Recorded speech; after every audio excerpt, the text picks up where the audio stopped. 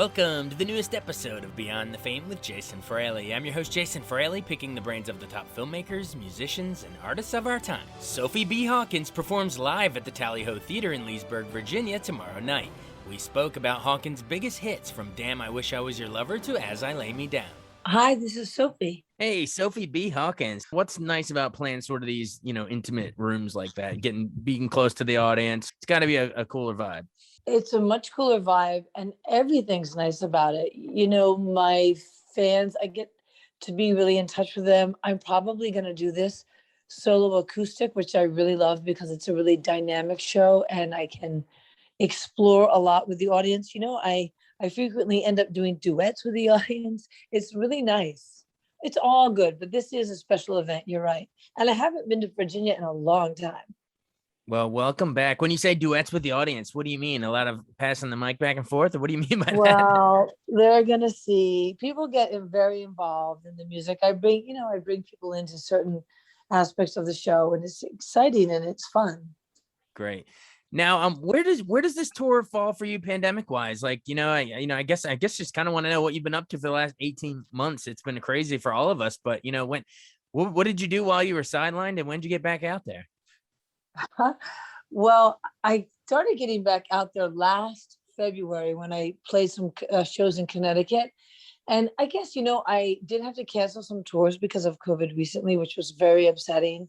I hadn't been to the Midwest in a long time. And then everybody got COVID around I don't even want to say, it's not nice, but so this will represent me really celebrating that. And that's why I'm going alone too, because, you don't know who around you is going to get COVID, and you can't just take that chance.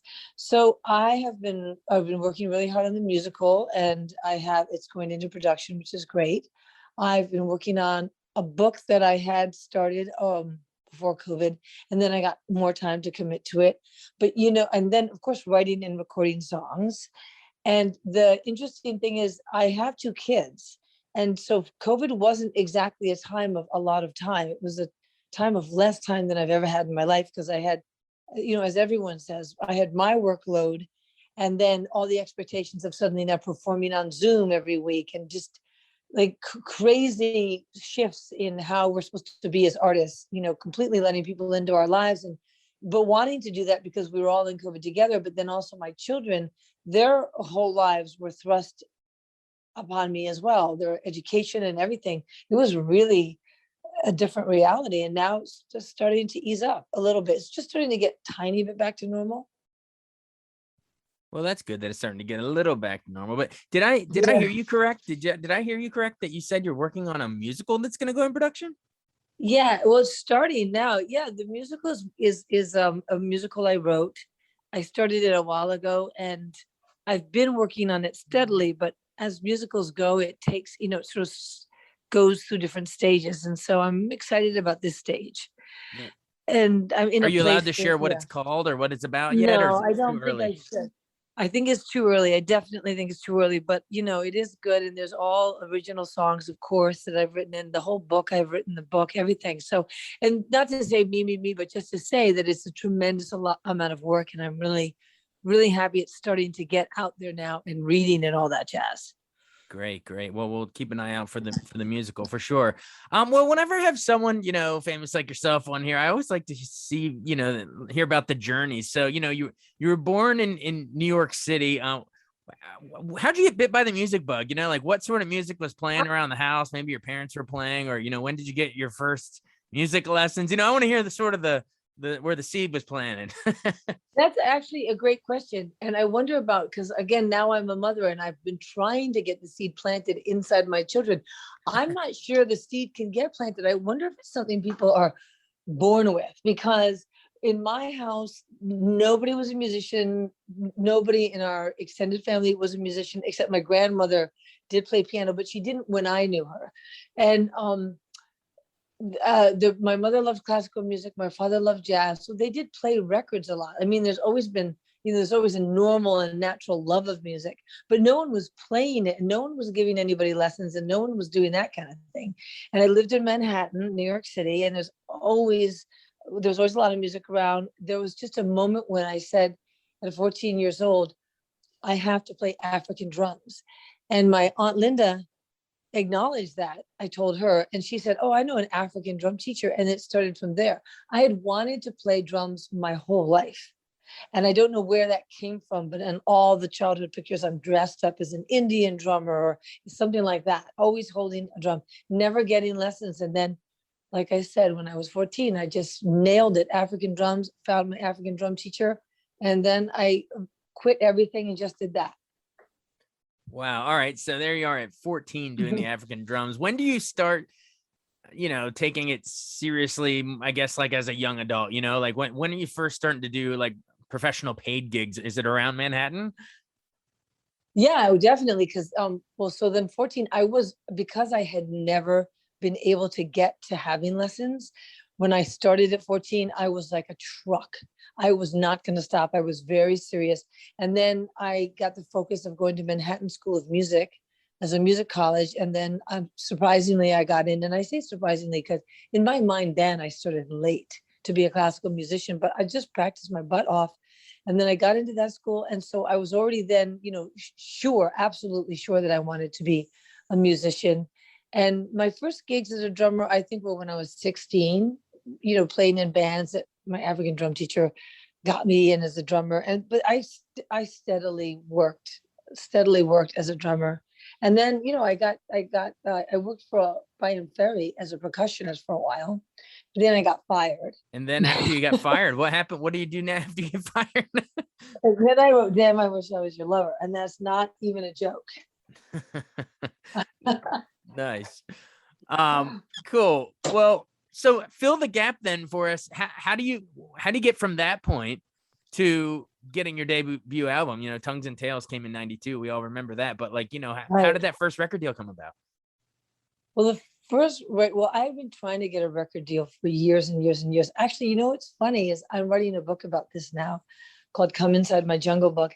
It's really interesting. I have all the journals from when I was 15 years old. So you ask me questions, I can actually answer honestly because I'm studying my journals to make sure that my memory is correct about what happened. So anyway, somewhere in Manhattan School of Music around the third year, I decided I was going to be a songwriter, and I didn't really want to be a classical percussionist. And so I started to do that. And then for years, I was working in different jobs that I loved, like working as a waitress or a co-check and writing songs, going to acting class, still being a drummer, still, auditioning for bands, being a drummer, singing from the drums, just doing all of it. And then at some point, Mark Cohn, walking in Memphis, Mark Cohn came into the restaurant I was co-checking, and he said, "You have a beautiful speaking voice. I bet you're a singer." And I said, "I'm a lousy singer, but I have all these songs." And I handed him my demo tape. And then Mark Cohn left it on a desk at a jingle studio because at that time he was a jingle singer. And some guy picked it up named Ralph Shuckett, and he listened to my tapes on his way home to Brooklyn. And then he called me and he said, "You should be making records." And that was, the first real professional person who believed what I believed. And I'd been trying, as I said, for years and years. So then when Ralph helped me clean up my demos, and the whole first album, was on those cassette tapes, and then 7 record labels wanted to sign me. But 7 record labels wanted to sign me.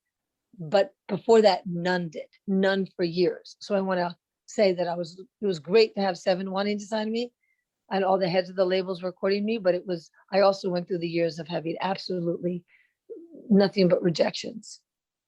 Oh yeah, there's no such thing as overnight success. Right. There's been a million rejections. Right. Yeah, what do they say? Like the 20-year overnight success. Yes, it's true. Well, so you mentioned all the songs on that first album, Tongues and Tales, were on those demos. So tell me about the creation of the big hit single, then the breakthrough one, "Damn, I Wish I Was Your Lover." I mean, that thing was massive, went, pretty darn near the top of the charts when it came out in 92. What was that written about? Was there an actual person in mind, or, taken to the creation of writing that?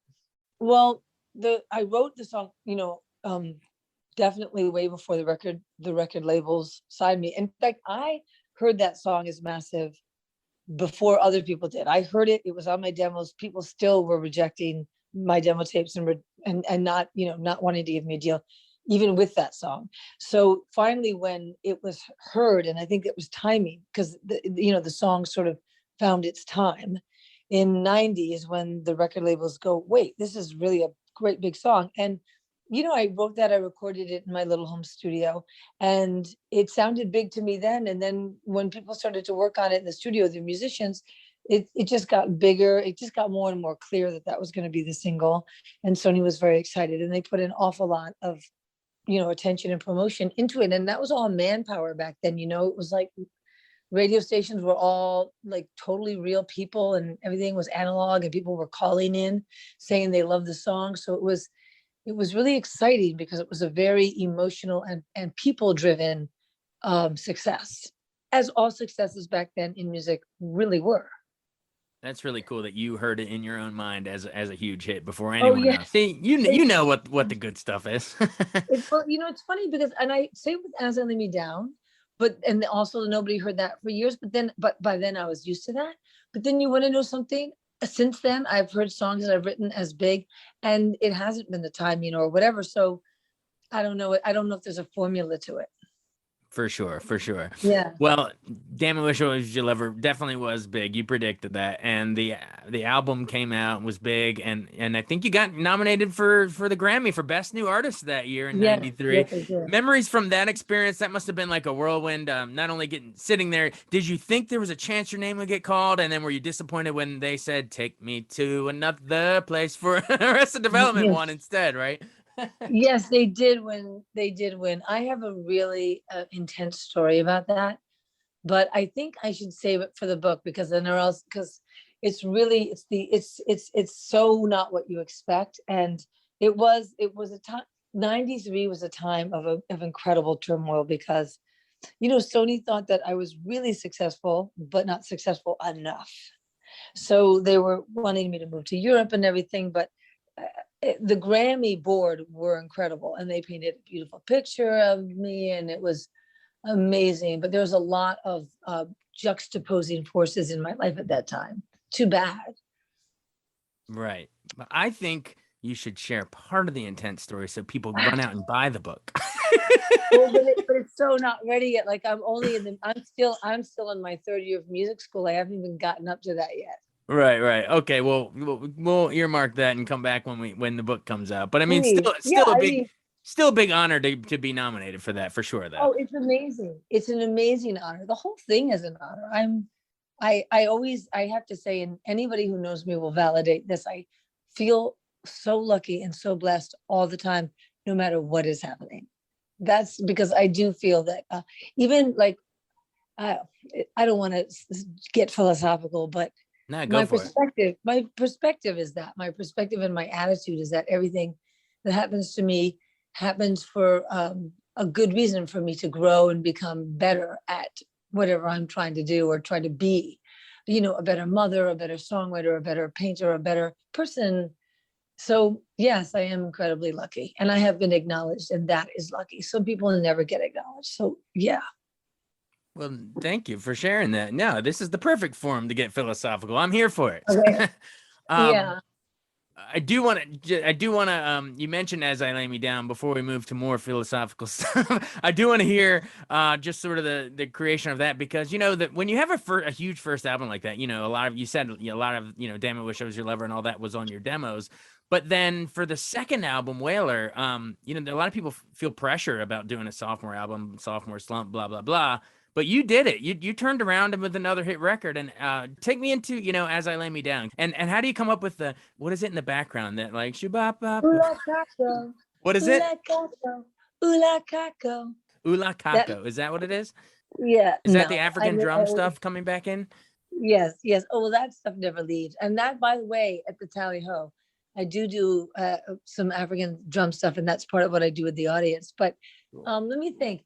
So As I Lay Me Down, the second album, interestingly enough, so I told you Sony said you should move to Europe. They really get you. America doesn't get you, which, by the way, I don't think is true at all. But I said, sure, the experience of moving to Europe was exciting. So I moved to London, And I worked with Steve Lipson, who had done Annie Lennox's solo album, which I thought was phenomenal.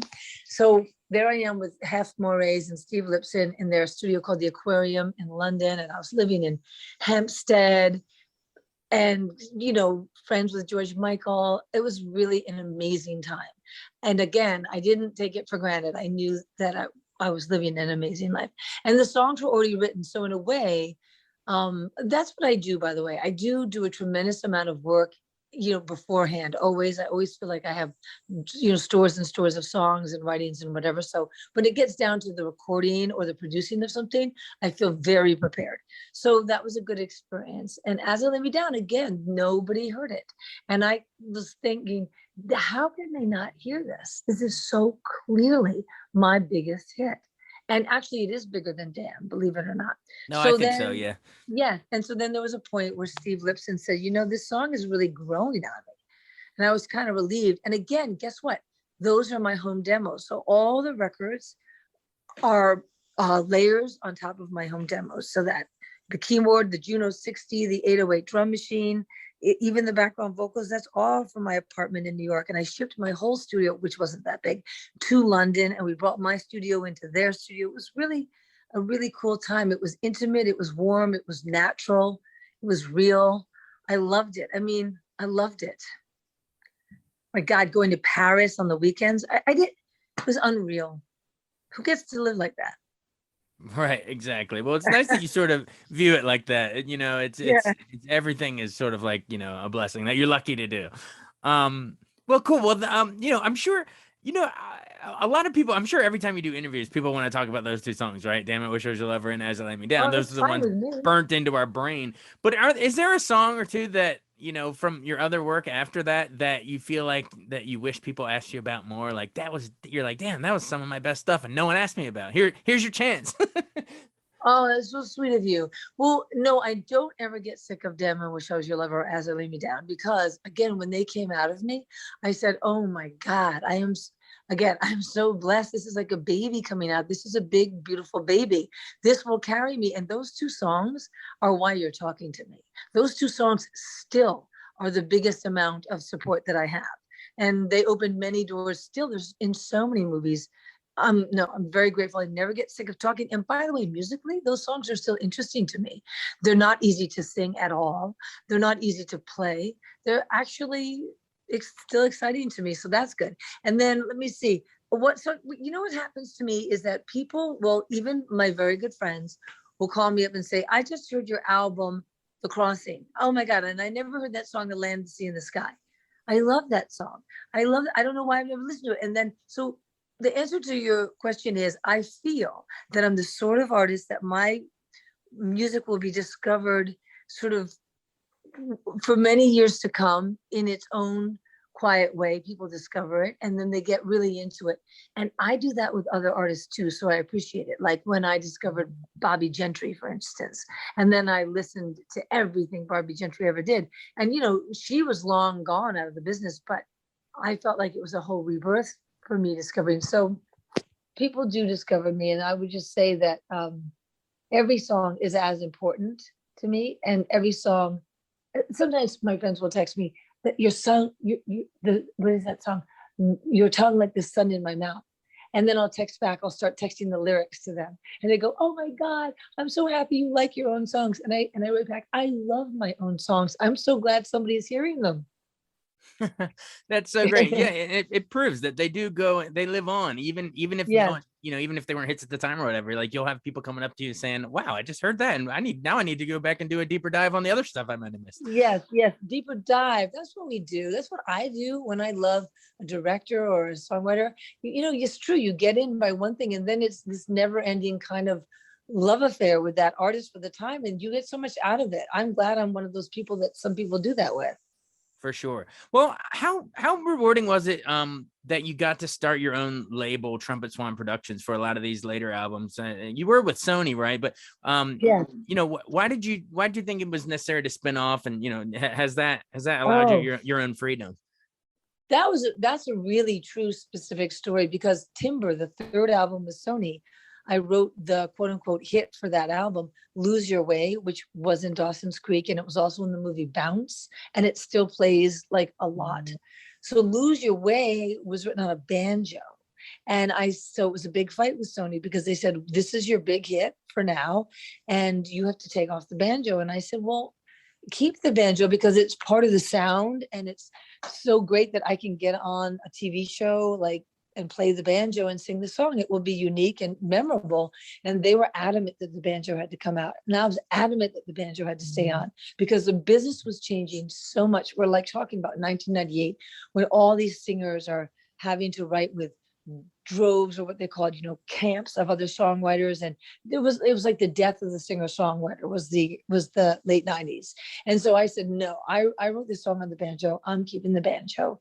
And you guys have to find a way to make it work because or else all of us artists will, cave in for no good reason. And then we'll have no art left. And I was a little bit, what you call it? I was a little bit diplomatic. I did say try some mixes without the banjo, but they didn't work. And I was honest and I got other people's opinions and everybody, and even Billboard wrote articles like they would write, we love the banjo. So it wasn't just me. It wasn't an egotistical thing. And I also said the banjo is the only instrument invented in America.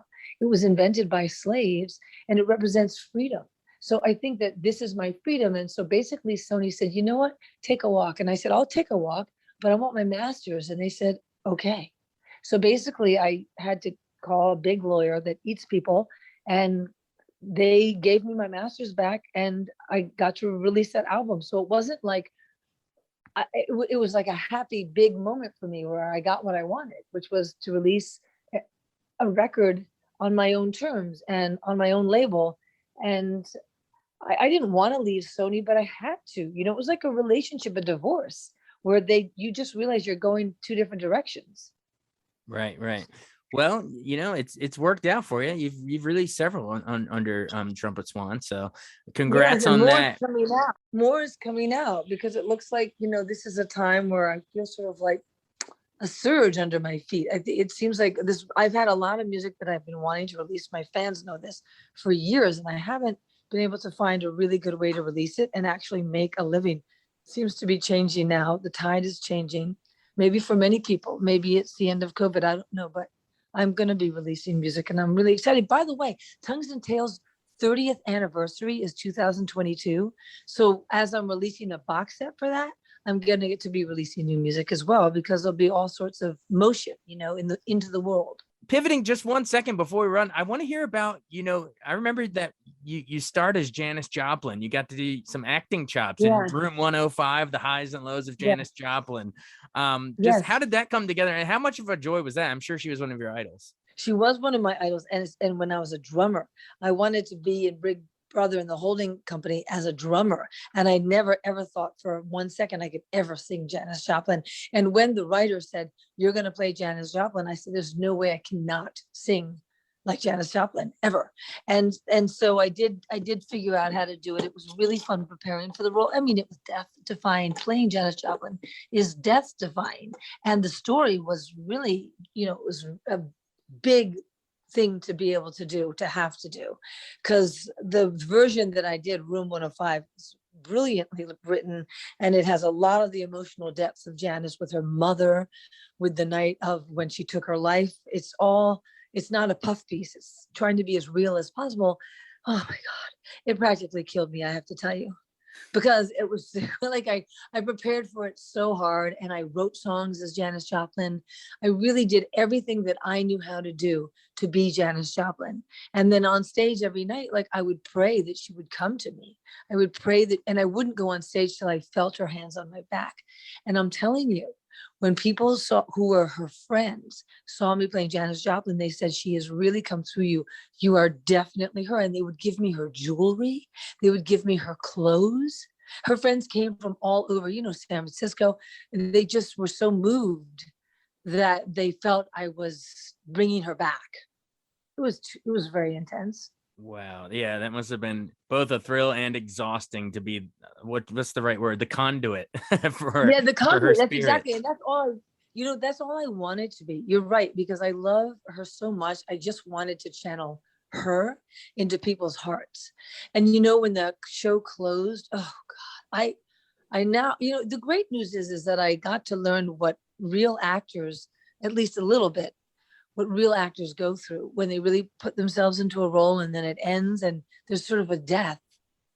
It's really intense. I'm going to tell you that I think that acting is the hardest thing in the world. And when they say it's a noble profession, they're right, because it is death defying to be an actor and to stay an actor and to live as an actor and go through all that. I mean, it's almost the other hardest thing is dancing. I think what dancers go through, but at least dancing, you get to dance in your own room. Acting, you actually need a stage and other people. Right. And that's such a great point you mentioned. Like that moment, it is almost like a grieving of a death. You have to let that spirit of Janis Joplin out of you and go, or like a Denzel letting Malcolm X spirit leave him after that. That just must be a transformational, you know, thing. So, wow. Well, at least you got to play yourself on Community, that TV show. That was so fun. Yeah, and you're right. And there's the other side. That's the balance there, because that was just nothing but fun. Yeah, absolutely. And didn't they call it the Sophie B. Hawkins dance, like a Sadie Hawkins dance? Yes, they did. That was such a compliment. And again, that was the writers. The writers said, "Hey, can you do this?" And I was like, "Are you kidding? Of course I can do this." Wow. Yeah. Well, you see, you've gotten to do a lot at all: TV, stage, music, and you know, you're working on your own musical now. So that's fantastic. And then why don't you plug the book really quick? You mentioned it earlier. What's it called and when can we expect it? Well, the working title I'm working with is called Come Inside Your Jungle, Come Inside My Jungle Book. It's the line from Damn, I Wish I Was Your Lover. Mm-hmm. And I don't know when it's going to come out. I'm working on it. I don't know at all, but just to say that I'm discovering more depth than I ever thought, because like I said, I found my journals. I knew I had them. I didn't look for them too hard, but I unearthed them. At first I was like, I'm not going to read my journals. It's going to be too much. And then I said, you have to do that, Sophie. You can't not do that. And that's been the hardest work of it, is actually reading them and sitting with them and, writing what's really there is not easy.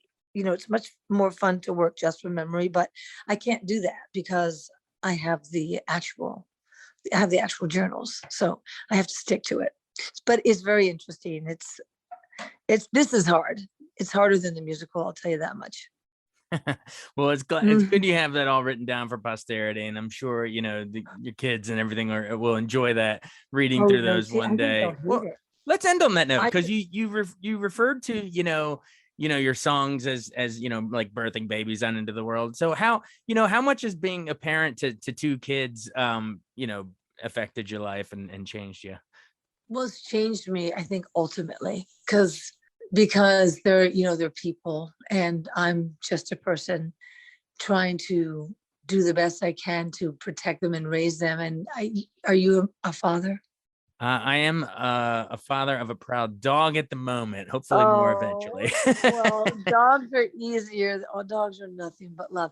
But right. Anyways, it's changed me profoundly. And but again, I would say it's affected some of the new songs and some of the songs in the musical are on a different level. So it's taken me out of myself. And that's the goal. I think when you're a parent is to get out of yourself and to be a person who is, what the word is, a facilitator for their life to take off. And humans, we're not naturally built for that. We're very controlling and we're very fearful. So this challenges every bit of my essence of being. It's made me a much better person, a much more anyway, you'll hear it in the music. Actually, I think my best song ever written is, one of the best songs ever written is coming out when I can get out this album. And it's about my kids being born. In fact, I wrote it when I was nursing my daughter, right, like literally at the same time. I have videos of me nursing and writing a song, and that's what I mean. Wow. Well, we can't wait for that song. Stay tuned for the new album for supposedly maybe one of the best songs you've ever written. That's going to be great. That's a teaser. But in the meantime, while we wait for that album and we wait for the book and we wait for the musical and everything, in the meantime, head out to the Tally Ho Theater in Leesburg, Virginia. Short drive from DC on Friday, November 5th. Sophie B. Hawkins, thanks so much for joining us. This was a blast. This was great. Thank you so much for your questions. Of course. All right. Be well. Okay, take care. Thanks so much for joining us on Beyond the Fame with Jason Fraley. Remember to hit the subscribe button and give us a 5-star rating if you like what you hear. We'll see you next time.